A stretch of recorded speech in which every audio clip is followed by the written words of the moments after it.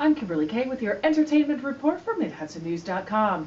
It's a girl. Jessica Alba gave birth to a daughter named Haven Garner Warren. The actress announced on Facebook Saturday she was born on Saturday. She weighed in at 7 pounds and 19 inches, and she was healthy and happy, Alba wrote. Big sister Honor couldn't be more excited about the new addition to the family. Well, the last place that many people want to be is the Department of Motor Vehicles. But that's where Ashton Kutcher is taking anyone who will join him. He and his punked producing partner have sold a show to True TV with the working title of California DMV Field Offices. True TV says Kutcher's series will provide an eye-opening, behind-the-scenes look at hard-working personnel who deal with everything from issuing licenses and registering vehicles to maintaining accident records and investigating complaints. Kutcher is not expected to be on screen in this show unless the cameras happen to be there when he gets his driver's license. I just have to laugh because my cat is throwing up and one is rubbing against me with a really wet body. All right, anyway, Kutcher is not expected to be on screen in this show unless the cameras happen to be there when he gets his driver's license renewed.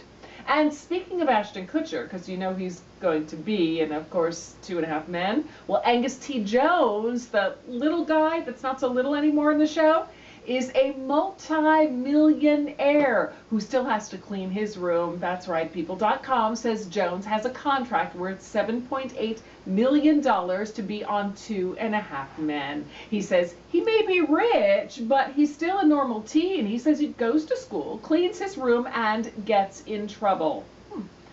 The last two collections Amy Winehouse created for fashion designer Fred Perry will be sold after all. Fred Perry will release the clothing line after consulting with Winehouse's family. Proceeds from the sale of the clothes will go to the Amy Winehouse Foundation. Winehouse's father, Mitch, says it was natural to continue what his daughter loved working on.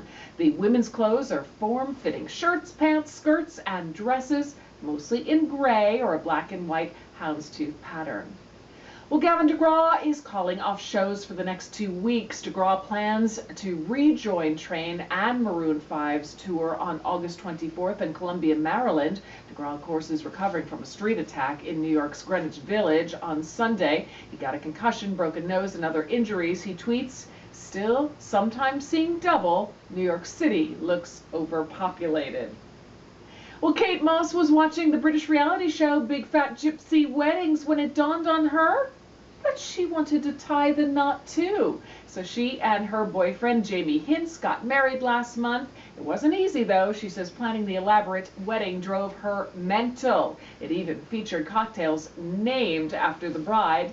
Kate, 76, that's the drink, is made with vodka, champagne, crushed ice, and sugar. In local entertainment news, a reading, signing, and launch party on Friday, August 19th from 7 to 9 p.m. at Oriole 9 on Tinker Street in Woodstock, featuring Lori Boris. She says, "I'll be reading from my debut novel, The Joke's on Me," which is set in Woodstock, and it's sponsored by the very lovely people at the Golden Notebook. Come join us. That's your latest entertainment report. For a new update daily, log on to MidHudsonNews.com. I'm Kimberly Kay.